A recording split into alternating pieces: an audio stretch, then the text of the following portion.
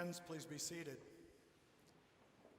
It's really too bad that the text today did not include the story of the prodigal son, because as a United Methodist pastor, I feel like a little bit of a prodigal being here in the pulpit in an Episcopal church.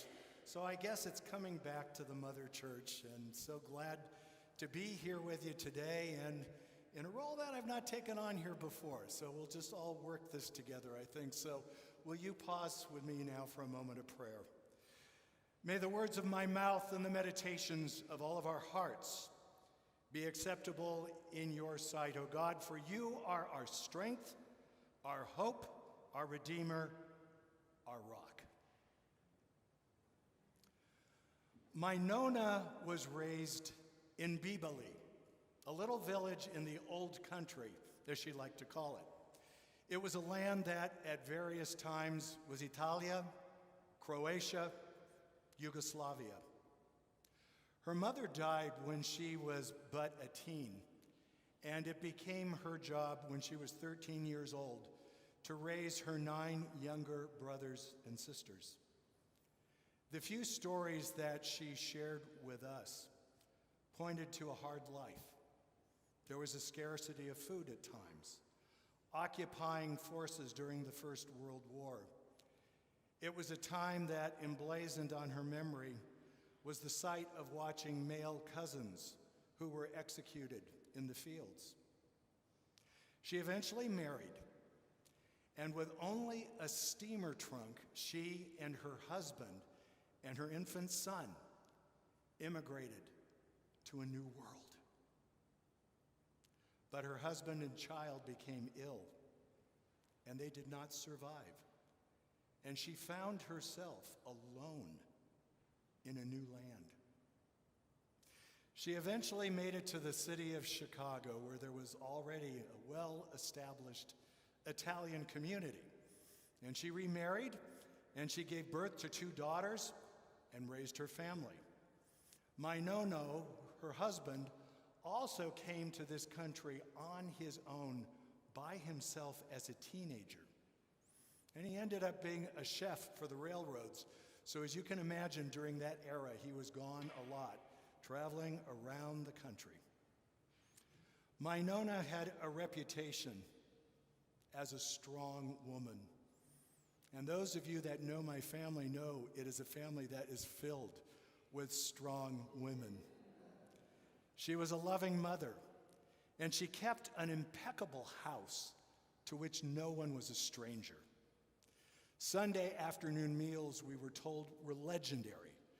Friends would come together, this new world familia, as it would be said, because all of them had left their families behind, so they created new family for themselves. They would gather every single week to rejuvenate, to reconnect, to tell stories of the old country, but most of all, to celebrate life. And all of this for her was undergirded by her faith in God through it all. Every day of her life included prayer. Her rosary was always with her in her pocket, and she was at Mass every week. And eventually, tired of long Chicago winters, she and her family, along with many friends, made their way to California, where she finished raising her daughters. But as life would have it, she was widowed again at age 54. But she continued to be strong in her faith. She was proud of her home. She washed her kitchen curtains at least once a week. I'll never forget that. And she loved working in her garden even up till she was 90 years old. And she found her new calling. Her new focus centered on investing love, energy, and large amounts of time helping to raise her grandchildren. I'm a product of her love and her nurture. She knew her calling. It was really clear to her. It was all about faith and family and friends. Many of us here today know a variation of this same story. Our ancestors had that feeling, that calling that brought them to a new life and a new place. Because of that, the story we heard of Abraham and Sarai leaving behind Ur of the Chaldeans doesn't really seem so far-fetched, because for many of us, it is our story. Although in their case, it sounds like they weren't moving with just a steamer trunk. They had a whole entourage with them, many possessions. So it really wasn't or isn't an apples-to-apples comparison. But I guess given the part of the world they came from, we should say it wasn't a pomegranates to pomegranates comparison. But you see, friends, they had an incredible God encounter.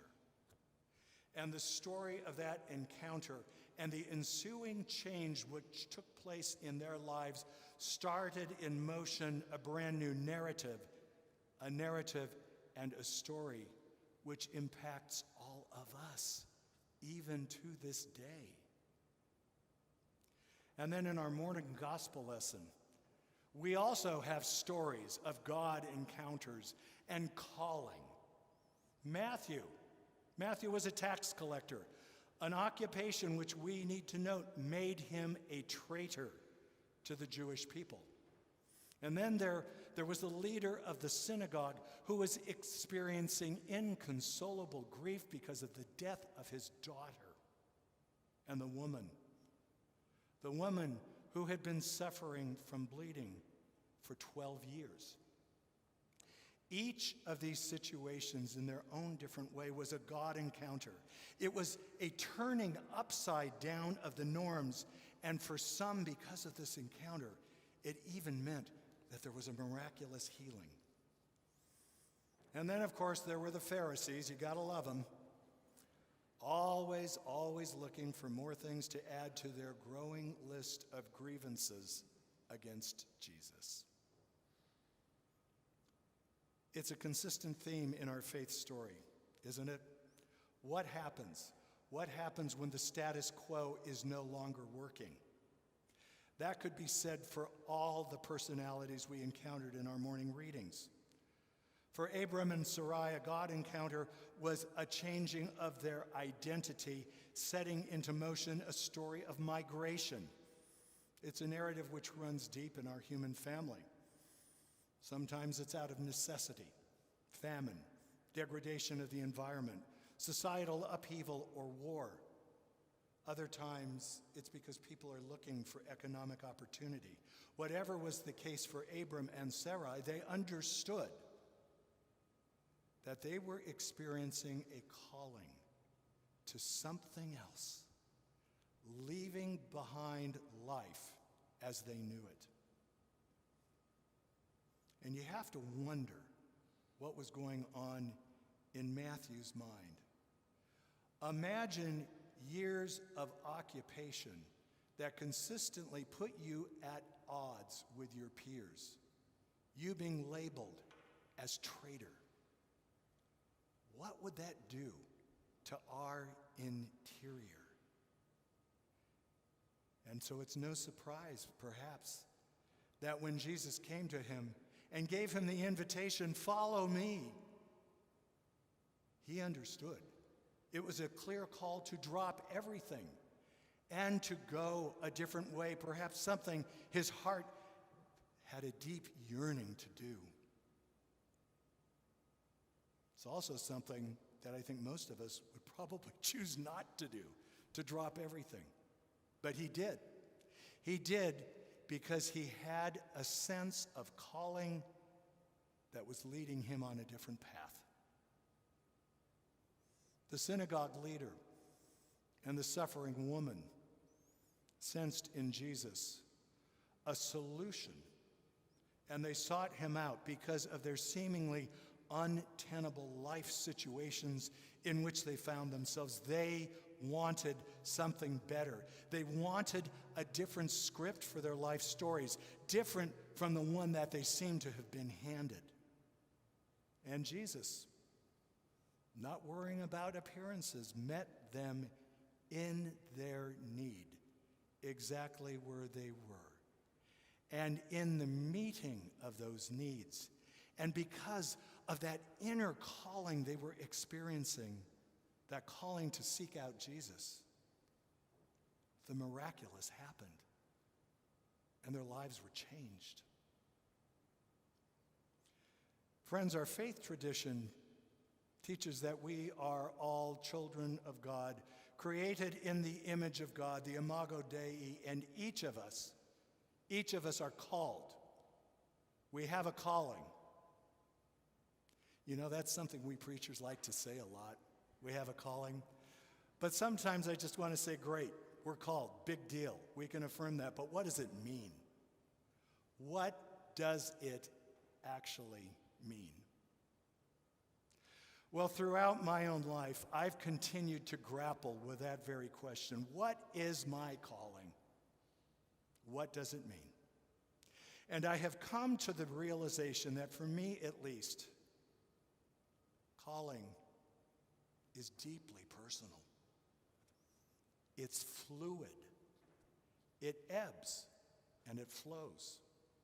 Sometimes that calling is crystal clear, and other times it's as murky as a stagnant pond. But it's always there. It's always there. And more, I am coming to the understanding that calling and understanding one's call is a never-ending process. It's a process which we have the assurance is undergirded by the work of the Holy Spirit and God's ever-present grace. It is a process, friends, which I believe ultimately calls each of us to point ourselves towards active rather than passive living. So what is active called living? Well, for me, it starts with the acknowledgement that dividing life into the sacred and the secular is a false dichotomy. Everything we experience in life, the joys, the frustrations, the sorrows, the triumphs, they are all intertwined. Our jobs, our relationships, our past and future experiences, they're all woven into one tapestry. Active living means we understand that we are complicated and that we often have mixed motives, and our faith may at times run hot and it may run cold. And there may be times when we are so angry that we may even want to choose to separate ourselves from God. But you know something? God never chooses to be separate from us. In everything we encounter, wherever we are, whatever we are feeling, God is in front of us, God is beside us, God is behind us. And that's part of what it means to be active and called in our living, to understand that truth. An active, called living is not afraid to ask questions. And sometimes those questions are difficult because they expose our doubt, they expose our frustration, they lay bare our grief and our sometimes unbelief. But at the same time, once again, even in the midst of those questions, we have the promise and the knowledge that God's love is there for us, no matter how many questions we have, no matter how complicated the circumstances in which we find ourselves. Active and called living realizes that our understanding of who we are, our relationship to God, and the activities in which we find ourselves will change. That's the only guarantee we have, is change. Because you see, friends, we're not called to be static.